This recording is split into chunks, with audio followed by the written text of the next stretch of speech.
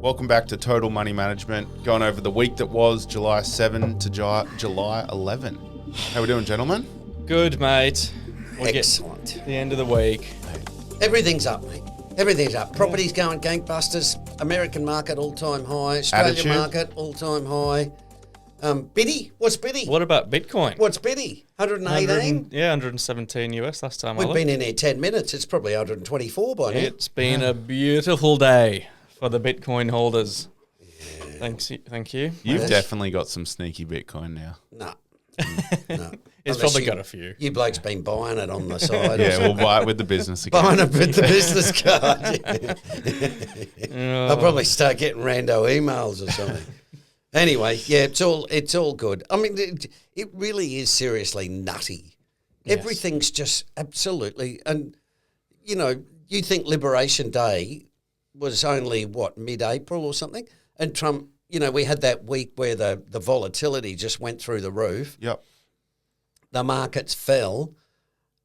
You know, this morning Trump said, I'm going to put a 50% tariff on Brazil, right? Lunchtime, it's like, I'm putting a 35% tariff on Canada. It's like, man, you know. Didn't I read markets somewhere? Are like, who cares? Yeah, you don't even blink now. No, 50% tariff on copper, who cares? Did you see copper went nuts this week? Yeah. I read somewhere that Trump so had did rare earths. Yeah, I read somewhere that Trump had kicked the tariffs down to August, but I could be wrong. What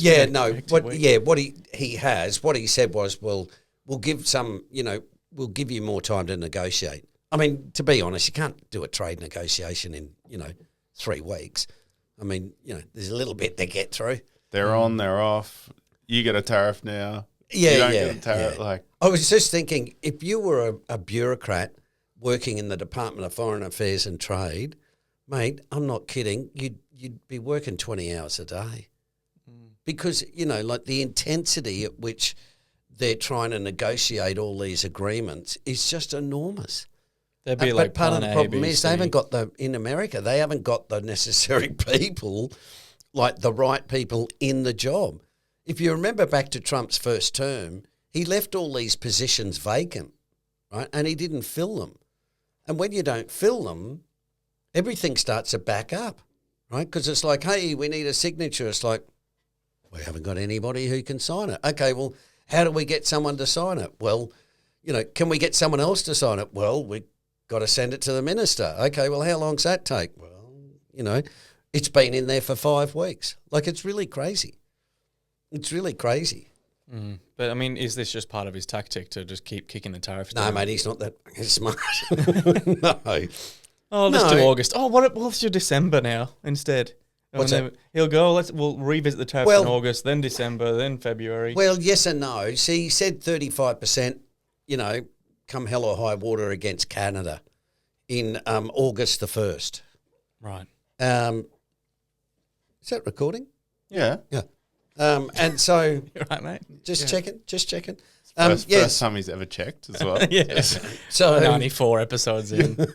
Yeah. Are we on? Just thing working? Check 1, 2. Yeah, so it's just... I was just thinking over coming over here, it must be just bloody chaotic in all the embassies and stuff, right? Because they're just trying to figure out what the hell's going on. The Japanese are now saying, we need to move away from the USA. Europe's gone nuts with military spending, right? Now that they know that Trump's, ganging them up against NATO. Like, the Chinese don't know what's going on. The bloody Japanese don't know what's going on. We don't know what's going on. It doesn't sound like anyone knows he just comes out with these statements. The Vietnamese, I think it was the Vietnamese or Thailand. I think it was Vietnam. Vietnam went, we've got an agreement. And then Trump comes out and goes, it's going to be 25% or something. So the Vietnamese are going. Someone spent weeks putting that together. WTF, what the hell? I mean, you're talking about a 78-year-old bloody half senile guy who's, prone to just going blah out his mouth and people going, oh, God, what's that mean? But, obviously the markets have just gone, yeah, whatever, we'll just keep buying. Yeah. Well, the markets aren't shocked by war, tariffs. No. Just about anything. No. That's what I said last week. Inflation. You could nuke Moscow and go, oh, that's bullish. Yeah. Yeah. No more gas. Ain't no more gas. Oh, that's bullish. Buy oil. Yeah. Right? Oh well, there's a bit of deflation happening in China, which Yep. is I wouldn't have thought with the whole basically infrastructure going down in China over the last few years and new build. What's the business Evergreen? Yeah. Just going through the floor in the last Yep. couple of years. That we've Evergrande. seen Evergrande. That's it. Evergreen was the one that blocked up the Suez Canal. That's the one. Yeah, but I didn't think that it would result in deflation. I thought it would be inflation. Is it oversupply? Yeah, the problem is, and we had this with Japan, the overcapacity in China is enormous. Like, I mean, seriously, enormous. Now, the problem is when your number one customer, the US, says, we're not going to take your stuff anymore, that's when you go, man, we got a lot of production here. So the problem the Chinese have got is they will have deflation, and I think we talked about it last week, in communist countries, the worst thing is social unrest, right? Because that foments revolution. If the people start getting together in big numbers, the governments, or the regimes are in trouble. And so the biggest problem for China is social unrest. And the best way you stop social unrest is by giving people jobs, right? And they're working. Security. Yeah, well, money, right? And it's hard, but we can see a vision where my kids will be richer than I will, which has been going really well for China. Now that's sort of coming, well, I won't say it's coming to an end, but what I'm saying is Trump and Europe are now complaining about the Chinese, right? The Germans had a crack at China during the week about a Chinese military shining some lights in a German ship or something. Like, what I'm saying is there's just more and more events where you're going, if you follow it like I do, you're just looking at it going, oops, that's another red flag. Oops, that's another red flag. And what you're seeing is you're getting other countries are now attacking each other, right? So Trump has set off this sort of, what do you call it, domino effect, where everyone was against America at the start.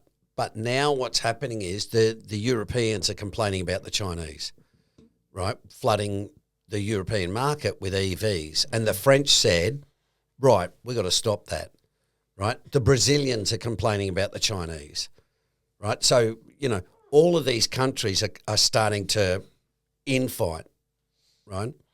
And that's where you get real problems, right? Because everybody's now fighting with each other. There's military problems. There's the interconnectedness of the global economy is now breaking down, and we're just like we sort of talked about in the last coaching call, right? Now everyone's going, oh, rare earths, oh gee, we didn't know. China relied. We all relied on China. I mean, we did, but we didn't do anything. It's interesting. I remember you saying a few months ago, there's always a pin-up boy or a poster boy in these kind of situations. The international one being, or the national one in America being Musk. But I feel like the international pin-up boy is China. Well, everyone's just pointing and going, oh, you... Yeah, that's true. Elon's had a bit of a rust week. But so has China, to be quite honest. Yeah, that's true. When everything's going well, you tend to overlook stuff. Fraud, mate, don't worry about it. Everything's going well. Everyone's, you see that in Australia's property market, right? You've got, there's fraud and all sorts of shenanigans going on, but everybody's like, don't worry about it, right? You see it in stock bubbles, right? There's, all sorts of crazy garbage going on. And the authorities are just like, because, nobody complains when you're getting rich. Yeah. Right? Nobody complains. The people who complained about the mortgage fraud were the people who lost money. Not, you don't make a ton of money and then go, and man, I'm going to complain about that, mortgage broker or, the bank lent me too much money and then I went on to make $500,000. You only complain when you go, the bank lent me too much and I lost $500,000. No, I can't afford the repayments. Yes. Mm-hmm. So, Interesting. So we're bank confirms reducing mortgage payments for Australians. yeah, well, the big decision, probably we move on to page 2, in the economy, the big surprise was, well, first of all, 99.9% of Australia's economists left Tuesday with egg on their face because they all said rate cuts were a certainty, and the RBA didn't cut rates. And their argument was, well, the RBA is looking at it going, down the track there might be tariffs, that will be inflationary, and so we need to get inflation under control. In the old days, and this is for another time, but the argument is if you raise interest rates, you crush demand. If you crush demand, you'll get lower price rises and that will cure inflation. Right? Of course, you get generally higher unemployment, right, from less demand. But that's what the RBA is basically focused on, right? And so that was... They're trying to look, 12 months down the track or 6 months down the track? Yeah, well, they're just looking at Trump going, this dude's going to be inflationary. But there's other things. I think the RBA, look, I could be wrong, but I think they're probably looking at house prices because, 2 or 3 months ago, everyone is saying, oh, the rate cuts are coming and house prices are going to boom. Yeah. Get in now. Like there's all those bloody spruikers out there saying, oh, rates are going to fall, so get into a property now. I mean, the RBA would be looking at that going, oh, God. Do these people talk about anything else other than goddamn house prices? That's the Australian economy. Yeah. Well, and that's the problem, right? That then becomes a real problem for the RBA because if they do cut rates, which they should do because the Australian economy is not doing very well, the problem is they keep the housing sort of bubble. They keep expanding it, and then it's going to blow up at some stage. And who are people going to blame? But we're still You should have lent me the money. We're still under the average interest rate, isn't it 4? Yeah, we're still under the average long-term average interest rates. Yeah, but no one looks at it like that though.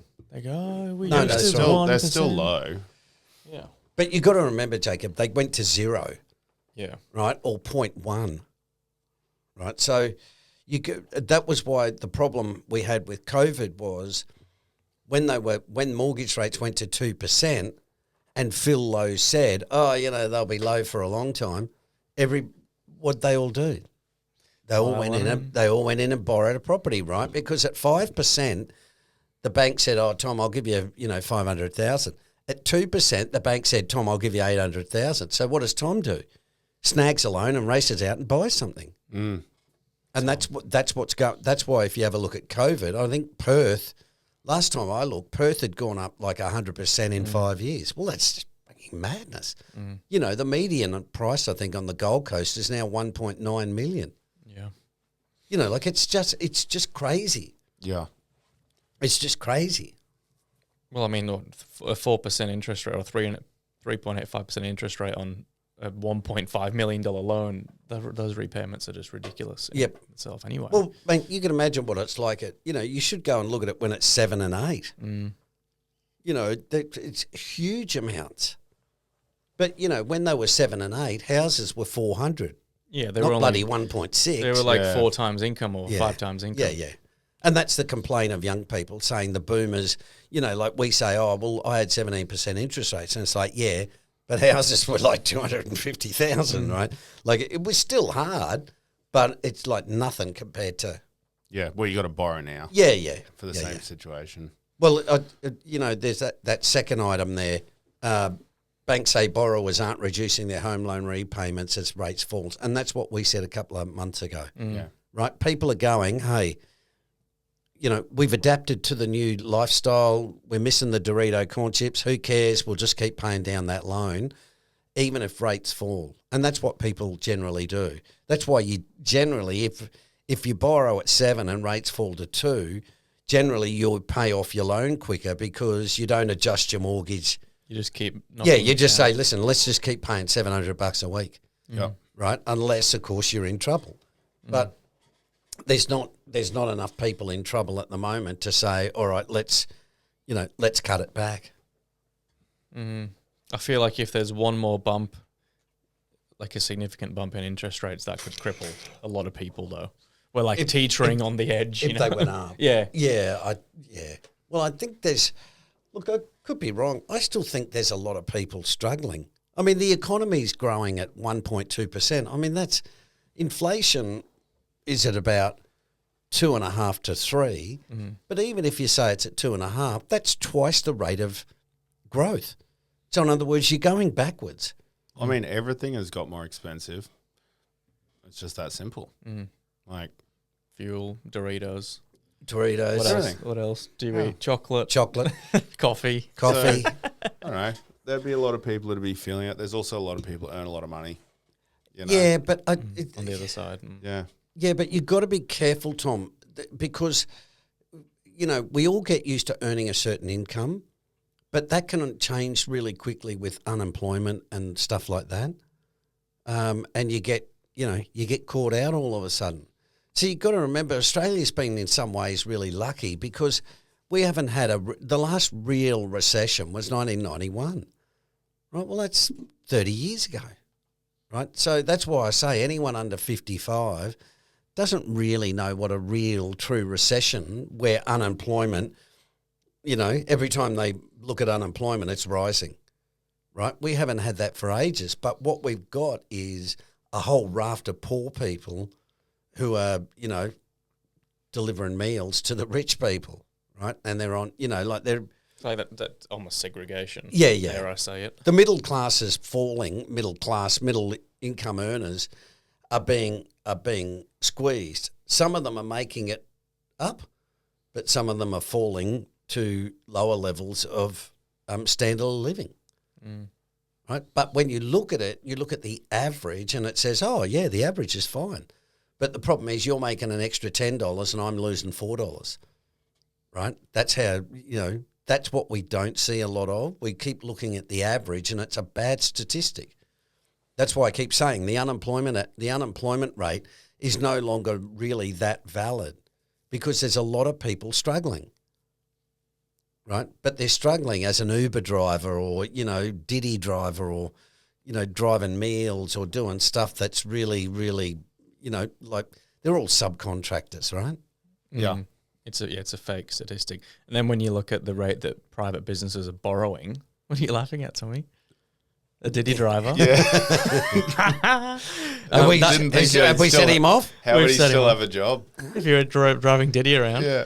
Well, if you look at the rate that private businesses are borrowing, that's dropping as well, which means they're not investing in their businesses. Yeah, but why would you invest, Jacob, if there's hardly any demand? This is why I keep complaining. They're talking about productivity. Well, why would a business be productive if you don't put any pressure on them to be productive? How do you put pressure on them? You raise wages, right? And you say, but we've also worked out. The studies also show that manufacturing raised productivity, right, through processes, all sorts of stuff. If you've got 4 people, I probably know 1, 2, 3. There's probably 8. There's probably 10 staff at my local coffee shop, right? Now it runs from 6:30 in the morning till 3:30 in the afternoon, okay?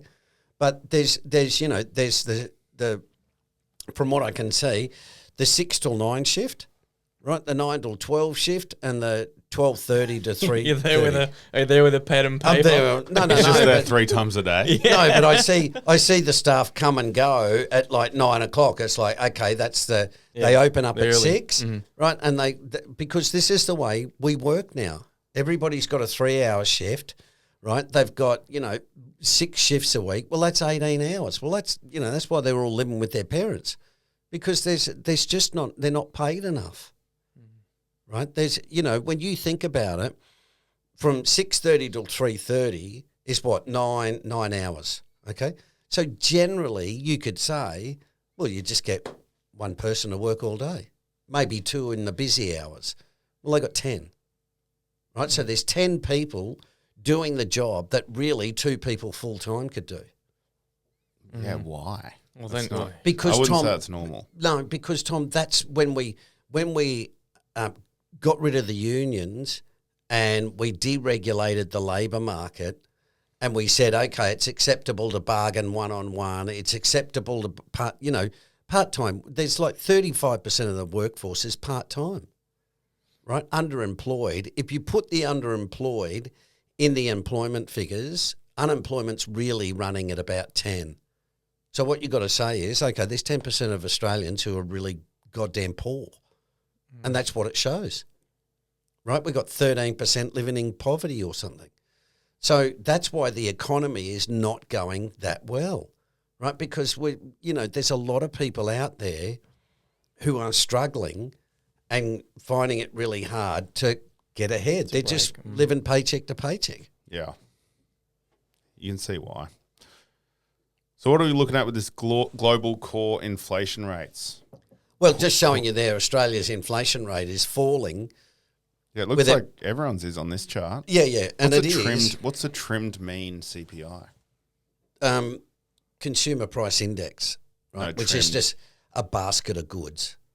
it's probably just the trimmed is probably just because from 2003. Yeah, righto. Yeah. Snapshot. Well, it shot up at COVID, and now it's falling back down to its long term again. And part of that is the argument the RBA is saying, well, the economists are saying, well, if inflation's falling, interest rates shouldn't be that high. And the RBA is saying, yeah, we know inflation's falling, but we think it will come back again.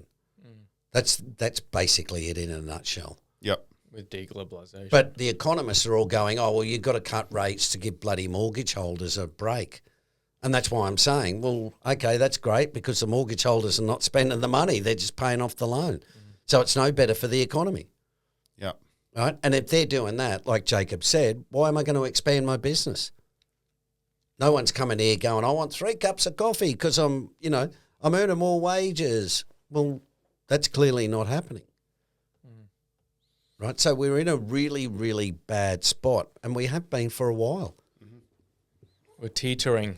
Well, let's spend a bit of time on the lesson of the week because we've got strong correlation between valuation and returns.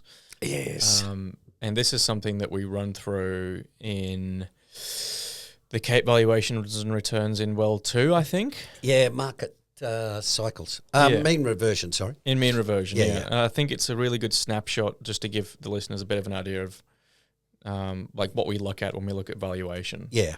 It's just, but one thing with valuation is it sounds really, really obvious, right? About the correlation, I'll use the word connection, the connection between valuation and returns, right? It's really, and that chart that you see there, Cape valuation and returns, shows you the correlation, right? When things are really, really expensive, the returns are really low, right? When things are really, really cheap, the returns are really high.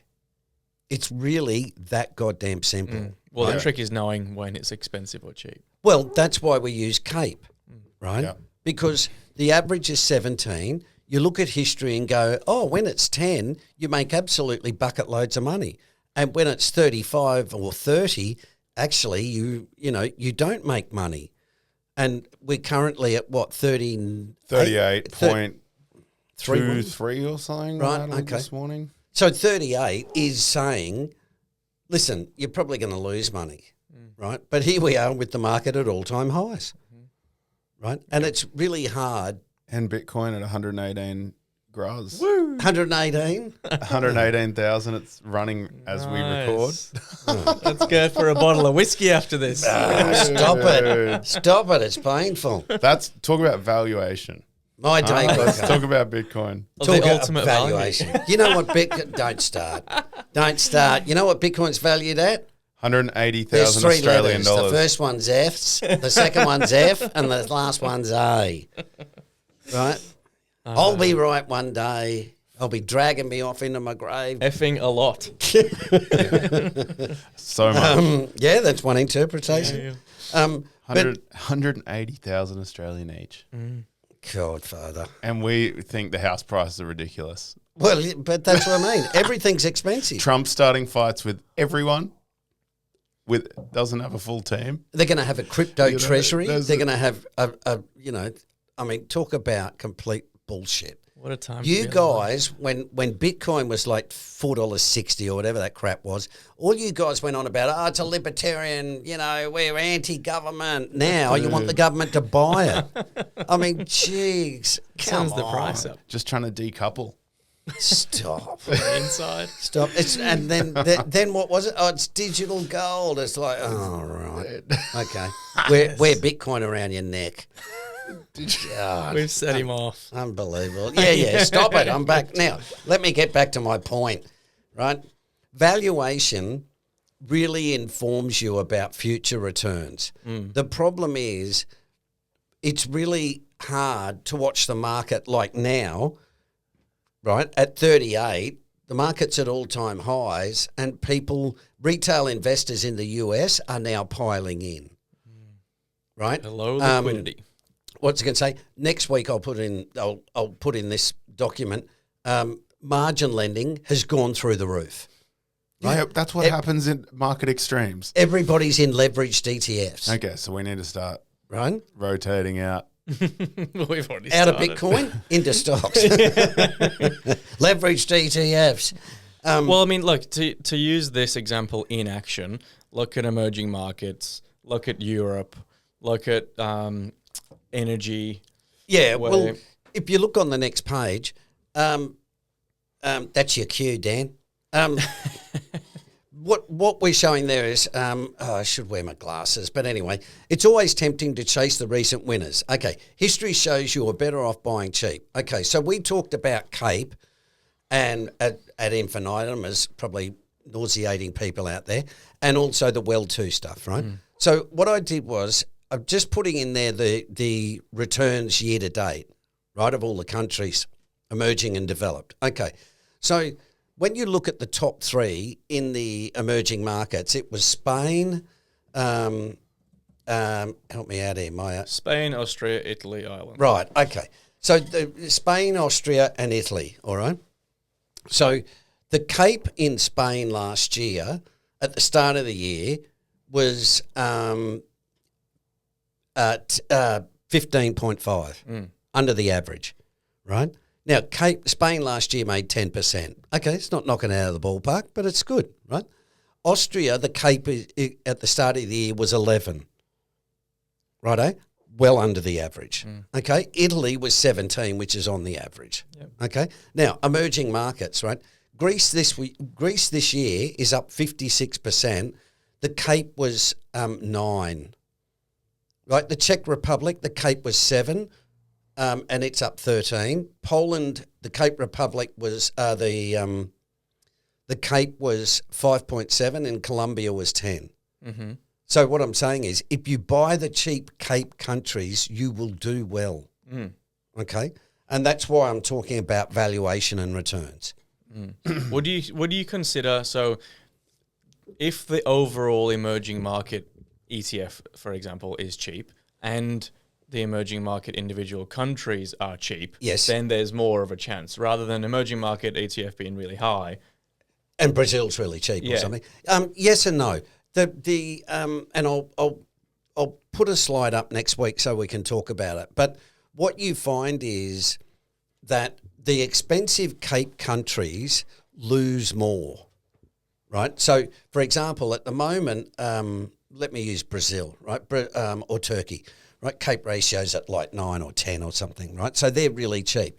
Now, you would generally go, woohoo, I'm going to, pile in, okay? Emerging markets, a lot of them are really cheap, okay? Okay, that's good. So we've got 2 ticks, but the US is at 38.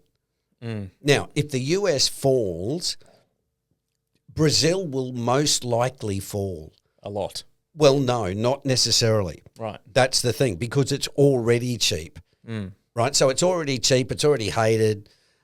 Everybody's in the US. Who wants to go to Brazil? They're all mad socialists. Trump's going to tariff them. Get your money out of Brazil. Lo and behold, you'll probably find that you'll do really well. Right? Now, it's not guaranteed, but what I'm saying is I'd rather be buying something really cheap than buying something really, really expensive. Yeah. We keeping you awake, Tom? Yeah. No. Sorry, it's been one of the... How many times you heard that argument, Tommy? Cheap countries. Oh, God, here goes Steve again. No, every time I always go back to Novel Investor. I better check my emails. Next time I'll get a little spray gun for you. Yeah, we'll have to squirt him. No one's safe in this room, are they? Anyway. No. So just saying, valuation is really goddamn obvious. Please look at valuations, right? And stop the emotive stuff of like, oh, NVIDIA's worth $4 trillion. I'm going NVIDIA, Yeah. right? Or dare I say it, boys? Bitcoin. There you go. Righto. We got anything? Social media. Yeah. Have we gone viral for anything? We're just ticking along nicely. Oh. So we haven't gone viral. We've got some hates. We've got some haters. Some questions or some hate speech? We've got lots. We've got lots of hate speech. How's about this have one? we? Yeah. Well, not lots. A couple. Maybe try and learn to pronounce words correctly before you give lectures. I'm just going to tell you. What's his name? Steve. Is it Steve? Hormuz, Steve. Hormuz. I don't care, Steve. It's that strait over there near Iran. Very funny. There's a couple I guys. I'll just make a clip of that one. Or is it Otis, or what is it? Opus, yeah. Opus, right. Guys, uncanny what you guys talk about. Love Cole, very cyclical. She historically swings up at this time of year. Yep. So this guy's in... Signed Steve's mum. Klaus. Klaus would love a shout out, actually, because he comments on a lot of our stuff. Who does? Good on you, Klaus. He does. And so does Cameron? Cameron Vass as well. He's getting a shout out. Yep. He wants to know what are some ETFs which provide some exposure to emerging markets. Cameron, go and Google them. Right, go Spain ETF, and it's EW. I think it's EWZ, by the way. But anyway, yes, just go and seriously, all you do is go. Oh, I wonder what the Turkey one is. You just go Turkey ETF, and then you have a look, and that comes up. Thanks for mansplaining how to Google works. No, I'm just trying to be bloody helpful. Hey, mate. Gee. We're trying to be nice to them, not condescending. Well, I'm not condescending. I'm just trying to bloody well people. Cameron asked. I said it. Well, come on. Is there anything else good on there? Steve's looking very healthy. Or Steve looks like good. Something about Israel. Has Steve been working out? Just Israel things. What's going to happen next with the US-Israel war? What does that mean for gas and oil? Well, OPEC, and we'll talk about this next week. But OPEC had their 2-day love-in this week, and said that there's going to be huge demand for oil and gas and coal. Good stuff. That's what I reckon. Perfect. Is there a way to track the total money management portfolio? Yes. Give me a call. That means you got to buy a program, Jimmy. Sorry, Jimmy. You got to pay up for that stuff, brother. But that's really it. But other than that, Jimmy, 40, 50, 60% returns. Bitcoin, what are we up? 100% this year? 99 or something, fellas? More than that. That's this week. I just wanted to say, actually, thank you everyone that left a review after last week's. Tom and I having a bit of a banter about it. 5 reviews came through. It actually really helps us get it. Especially the 5-star ones, not the 4-star one. Yeah, stop giving us 4 stars. What's wrong What's my gave us 4 stars? What? They must have. Do we know who they are? No, we don't. But I wish I did. And I wouldn't tell you. We don't call them out. They might change it to 1. We're gonna have to track it. Yeah, no, in all seriousness, it genuinely helps us get a bit more exposure. I'll tell my family to boost it up. All right, that'd be good. Now, just look, I know, Tom, you want to hit that button. 30, you want to go. we're 3 right, minutes he's gagging for a red wine. I just want to make this point. The thing, and this is completely left field, but anyway, I'm going to make it. I just feel like it's these days, because a little bit US Israel. You know how Israel killed the Iranian leaders, when they're sleeping in their bed and all that sort of stuff. Do you know now they can tell, right? They can tell you by your heartbeat and by your walk. They call it the gait, the way you walk. Because your walk is distinct, and so they can look at a satellite. From a satellite, they can look down and go, "We want to kill Tom," and that's why they kill them at like 3 o'clock in the morning. Why? Well, we can find Tom. There he is. He's in his bed and he's asleep. Bingo, and they send a missile in. But you know, like What's that have to do with the gate? what's that? The they walking can. gate. You can be walking along, right, and they can. They can just start tracking you. yeah, No, from that's him. you know, Yeah. from Yeah, right. up there, and they can just go righto, just send a missile in and blow Tommy up. Please So no, well, I'll take you off the hit list. But What's that for the price of salt, But the mate? technology, Oh. the technology is unbelievable. Yeah. That's why Donald Trump came out and said a few weeks ago something about the Iranian leaders was basically like, listen, we know where you are. i.e., dude, we got you tapped. Right? Peter Zihan, who is a geopolitical strategist, he mentioned it a while ago about Putin, right? That the Americans basically knew everything Putin was doing, right? And because the listening devices, the satellite stuff, all of that stuff is so good now that basically no one is safe. It's way more advanced than any of us. Yeah. know. Oh, and Scary. one last point. Who was it? I think it was Germany. Germany. Oh yes, Germany Can't wait said to- I can't wait against to outtake Germany that. said Chinese cars. They don't want Chinese cars. You know why? The data. So they're The ousting Chinese China. are tapping all the data. Yeah. Well, again, it's still. Thank you for the outtakes.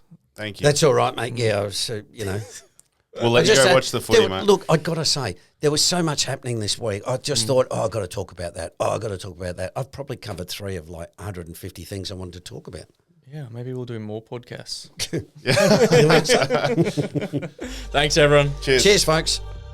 As always, remember, we don't provide financial advice.